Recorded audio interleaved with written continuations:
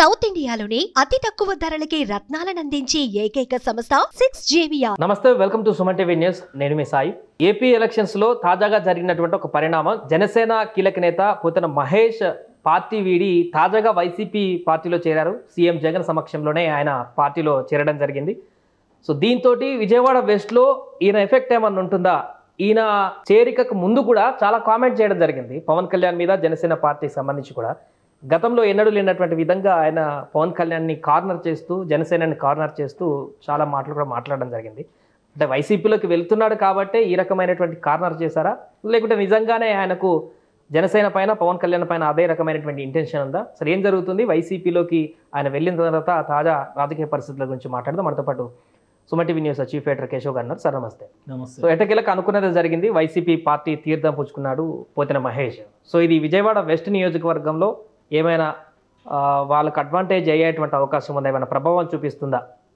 అంటే ప్రభావం అనే మాట చెప్పలేం, కానీ ఒక అడ్వాంటేజ్ మాత్రం 100% అవుతుంది. ఎందుకంటే విజయవాడ వెస్ట్ వైసీపీకి ఇప్పుడు అసలు లీడర్షిప్ లేదు, జీరో లీడర్షిప్లో ఉంది వైసీపీ. ఇది మనం అంటే వైసీపీ అభిమానులు కొంత మనోభావాలు గాయపడవచ్చు, కానీ జీరో లీడర్షిప్ కావడానికి కారణం కూడా వైసీపీ అధినేతే. మళ్ళీ జగన్మోహన్ రెడ్డి గారు అక్కడ వెల్లంపల్లి శ్రీనివాస్ అనేటువంటి ఒక బలమైన నాయకుడిని ట్రాన్స్పోర్ట్ చేశారు సెంట్రల్ కాన్స్టిట్యున్సీకి. సో అక్కడ ఇంకొక బలమైన నాయకుడు ఎవరైనా ఉండాలి కదా, ఎవరో లేరు.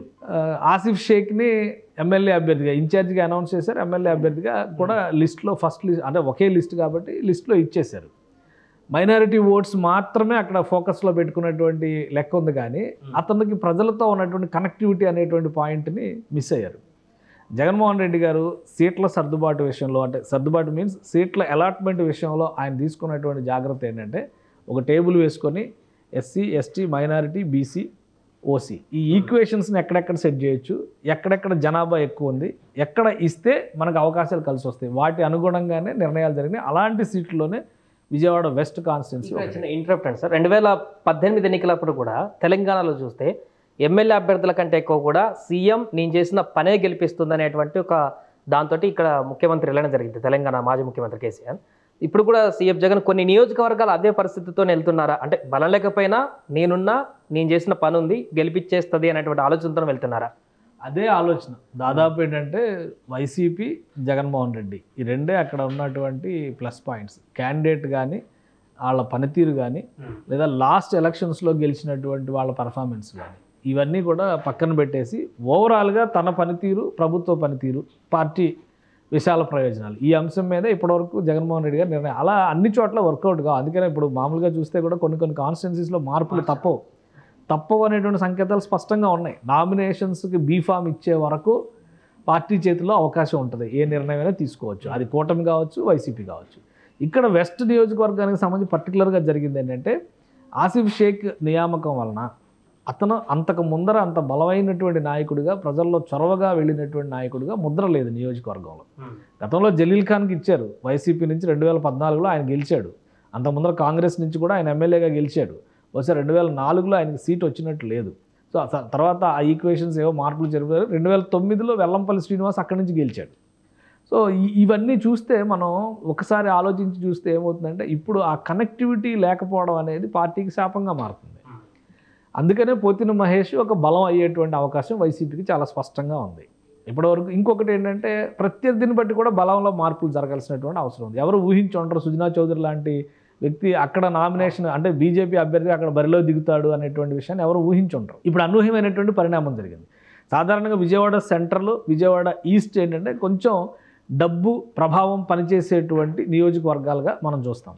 విజయవాడ వెస్ట్లో కొద్దిగా మాస్ ఏరియాస్, మాస్ కాలనీస్, అలానే వర్కర్స్ ఉన్నటువంటి ఏరియాస్ ఎక్కువ ఉన్నాయి. అందుకని లెఫ్ట్ పార్టీస్కి ఇప్పుడు కూడా పట్టుంది అక్కడ. ఆ లెక్కలు పెట్టుకుని చూసినప్పుడు అక్కడ డబ్బు ప్రభావం తక్కువ ఉంటుందని అందరూ భావించారు. కానీ ఇప్పుడు సుజనా చౌదరి లాంటి వ్యక్తి వచ్చినాక ఆయన క్యాంపెయిన్ చూస్తే కూడా ఒక వారం రోజుల నుంచి చూస్తే మిగతా బీజేపీ అభ్యర్థులు, మిగతా వాళ్ళు ఎవరో క్యాంపెయిన్కి తిరుగుతున్నట్టు కనిపించట్లా.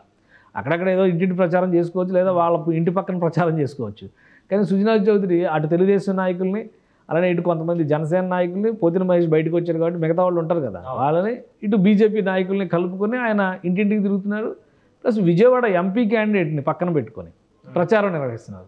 ఇదంతా కూడా అటు కేసినేని నానికి ఇరిటేట్ చేస్తుంది, మిగతా వాళ్ళని కూడా ఇరిటేట్ చేస్తుంది, జగన్మోహన్ రెడ్డి గారిని కూడా ఇబ్బంది పెడుతుంది ఖచ్చితంగా. అందుకని అక్కడ క్యాండిడేట్ని మార్చే అవకాశాలు కూడా పుష్కలంగా ఉన్నాయి.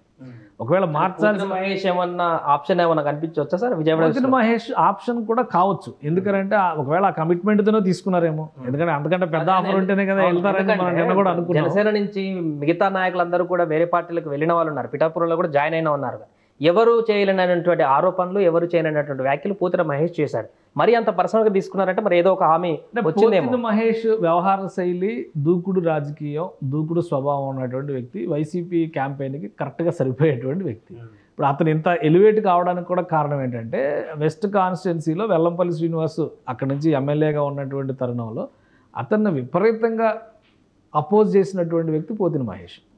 ప్లస్ అందులోనే అతనికి మైలేజ్ వచ్చింది, అందులోనే జనసేన పార్టీ అక్కడ బలపడింది. ఆ సంకేతాలు చాలా స్పష్టంగా ఉన్నాయి. ప్రజలు ఇప్పుడు ఎలా రిసీవ్ చేసుకుంటారు? నిన్నటి వరకు వైసీపీలో ఉన్నటువంటి నాయకుల్ని తిట్టి, వైసీపీ ప్రభుత్వాన్ని తిట్టి, ఈ రోజు నువ్వు ఆ కండువా కప్పుకొని వెళ్ళి నాకు ఓటేయండి అని అడిగితే ప్రజలు ఎలా రిసీవ్ చేసుకుంటారు? అది కూడా ఇక్కడ ఇంపార్టెంట్ పాయింట్ అవుతుంది. అలానే ఆసిఫ్ షేక్ అనేటువంటి ఒక మైనారిటీ నాయకుడికి ఆ నియోజకవర్గంలో 40-50 వేల ఓట్లు మైనారిటీలకు ఉన్నాయి.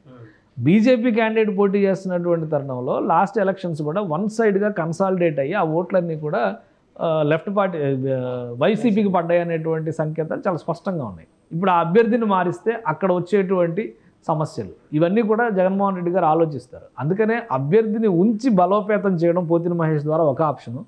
పోతిన మహేష్నే నేరుగా బరిలో నిలిపి గెలిచే విధంగా రాజకీయాన్ని ఆయనకు సహకరించే విధంగా మిగతా వాళ్ళందరినీ మలచడం రెండో ఆప్షన్. ఈ రెండింటిలో జగన్మోహన్ రెడ్డి ఏం తీసుకుంటారనేది ముఖ్యం. కానీ పోతిన మహేష్ మాత్రం ఇక నుంచి కూడా కొంత దూకుడుగా ముందుకు వెళ్ళడానికి ఇప్పుడు లైసెన్స్ వచ్చేసింది, లైసెన్స్ టు కిల్ అన్నట్టుగా జేమ్స్ బాండ్ 007కి వచ్చినట్టుగా పోతిన మహేష్కి ఇప్పుడు లైసెన్స్ వచ్చింది.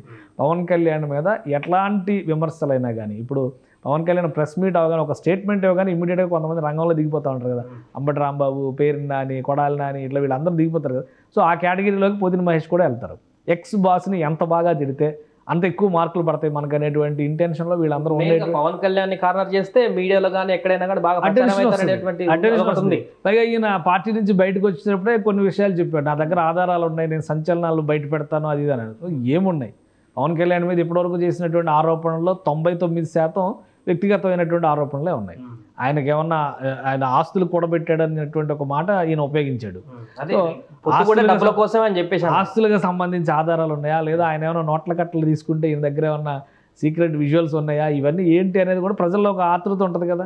అవన్నీ ఇప్పుడు బయట పెట్టాల్సిన అవసరం కూడా ఉంటుంది. ప్లస్ ఆ పార్టీ ఆ ప్లాట్ఫామ్ కూడా చేస్తుంది. ఆ అవకాశం ఉంటే కనుక పోతిన మహేష్ ఆ విధంగా ఆసిఫ్ షేక్ గెలవడానికి అక్కడ బలపడతాడా, ఉపయోగపడతాడా, లేదా నేరుగా ఆయన, నేను అనుకోవడం అయితే జగన్మోహన్ రెడ్డి గారు క్యాండిడేట్ని మారుస్తారని నేను అనుకోవట్లా. ఎందుకంటే అది ఒక నెగిటివ్ ఇండికేషన్ అవుతుంది మైనారిటీ వర్గాల్లో కూడా. ఇప్పుడు ఆల్రెడీ ఈయన అనౌన్స్ చేసి కూడా, అంటే ఇన్ఛార్జిగా అనౌన్స్ చేసి కూడా 3 నెలల పైన అయిపోయింది.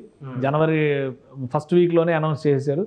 ఆల్రెడీ క్యాన్వాసింగ్ మొదలుపెట్టి కూడా ఆ వ్యక్తి చాలా వరకు లోపలికి వెళ్తున్నటువంటి వాతావరణం ఉంది. కాబట్టి జగన్మోహన్ రెడ్డి గారు మారుస్తారు అనేటువంటి దానికంటే కూడా అతన్ని బలోపేతం చేయడం మీద మాత్రం ఎక్కువ ఆయన మెంటాలిటీని బట్టి చూస్తే జగన్మోహన్ రెడ్డి ఆసిఫ్ని మారుస్తే అక్కడ మైనారిటీ ఓట్లు కాంగ్రెస్ పార్టీకి ఏమన్నా చీలేటువంటి అవకాశం, స్కోప్ ఉంటుంది. కాంగ్రెస్ ఎవరిని అభ్యర్థిగా నిలబెడుతుంది అనేది కూడా అక్కడ ముఖ్యమైనటువంటి అంశం అవుతుంది. అది చీలికకి కూడా, అంటే కంపారిటివ్లీ అది ఒక 2 to 5% మధ్యలో ఉండొచ్చు, అంతేగాని వైసీపీకి మైనస్ అవుతుంది. అది మైనస్ అవుతుంది కదా ఆటోమేటిక్గా. ఎందుకంటే ఇప్పుడు ఒక బీజేపీ అభ్యర్థి ఉన్నప్పుడు ఆటోమేటిక్గా అక్కడ మత ప్రాతిపదికన ఓటింగ్ జరగడానికి అవకాశాలు ఉంటాయి. సో అందుకని మార్చేటువంటి రిస్క్ చేస్తారా అనేది ఒక చిన్న సందేహం. ఒకవేళ కొన్ని సిరీస్ ఆఫ్ ఈవెంట్స్ జరుగుతున్నాయి, ఎందుకంటే కొన్ని చోట్ల నియోజకవర్గాల్లో క్యాండిడేట్లు క్యాన్వాసింగ్లో బలహీనంగా ఉన్నారు. అలానే ఓటర్ని ఆకట్టుకునే విధంగా ప్రభుత్వం చేసినటువంటి అంశాలను చెప్పడంలో కూడా బలహీనపడుతున్నారు. వాళ్ళకి పార్టీ ఇస్తున్నటువంటి సపోర్ట్ని కూడా వాళ్ళు పూర్తి స్థాయిలో వినియోగించుకోవడం లేదు అనేటువంటి విమర్శలు వస్తున్నాయి. దానికి సంబంధించి ఒక గ్రౌండ్ రిపోర్ట్ కూడా అది తెలిసి కృష్ణా, గుంటూరు జిల్లాల్లోనే ఆల్రెడీ ఒక రిపోర్ట్ జగన్మోహన్ రెడ్డి గారు తెప్పించుకున్నారని తెలుస్తుంది. ఒకవేళ ఆ కేటగిరీలో కనుక ఈ నియోజకవర్గాలు ఏమైనా ఉంటే అప్పుడు మార్చవచ్చు. అలాంటిది ఏమీ లేకుండా వన్ సైడ్గా పోతిన మహేష్ వచ్చారు కాబట్టి ఈ నియోజకవర్గం మార్చి ఆయనకి ఇద్దాం అనుకునేంత అవివేకంగా అయితే నిర్ణయం తీసుకోరు. అలాంటి పరిస్థితి ఉంటే కనుక అక్కడ వెల్లంపల్లి శ్రీనివాస్ని పెట్టి ఆయన స్ట్రెంథన్ చేయడమే ఆయనకి ఈజీ అవుతుంది. ఇప్పుడు ఈయనను తీసుకొని అక్కడ స్ట్రెంథన్ చేయడం కంటే కూడా ఆయన తీసుకుని అది ఈజీగా నడిచేటువంటి వ్యవహారం అవుతుంది. కాబట్టి వెస్ట్ కాన్స్టిట్యున్సీ మీద అయితే కొంతవరకు వైసీపీ బలం పెంచుకుంది. సుజనా చౌదరి అనేటువంటి ఒక అటాక్కి కౌంటర్ అటాక్ని రెడీ చేసినట్టుగా మనం చూడాల్సి ఉంటుంది. ఫైనల్గా కేశినేని నానికి కూడా కొంత రిలీఫ్ దక్కినట్టన్నా పోతినేని మహేష్ వైసీపీలో చేరడంతో, ఎందుకంటే సుజనా చౌదరి ఆయన అభ్యర్థిత్వం ప్రకటించినప్పటి నుంచి కూడా ఇద్దరికి నువ్వా నేనా అన్నట్టుగా ఫైట్ జరుగుతుంది. అవును, అంటే వాళ్ళది పాత తగాదాలు కూడా ఉన్నాయి కాబట్టి ఒకే పార్టీలో ఉన్నప్పుడు కూడా ఒక అండర్స్టాండింగ్ లేనటువంటి పరిస్థితి. ఆయన అధినేతకు క్లోజ్గా ఉంటాడు, నేను ప్రజల నుంచి ఎన్నుకున్నటువంటి ఎంపీని అనేటువంటి అహంకారంతో ఈయన ఉంటాడు. కాబట్టి వీళ్ళిద్దరి మధ్య ఒక ఫ్రిక్షన్ నడిచినటువంటి పరిస్థితి. అక్కడ కోల్డ్ వార్ నడిచింది, ఇప్పుడు డైరెక్ట్ వార్ నడుస్తుంది. అందుకని ఆయన ఎప్పుడైతే బరిలో దిగాడో విజయవాడ పార్లమెంట్ స్థానంలో కొన్ని ఈక్వేషన్స్ మారుతాయి అనేటువంటి ఆందోళనలో కేసీఆర్ నాని ఉన్నారు.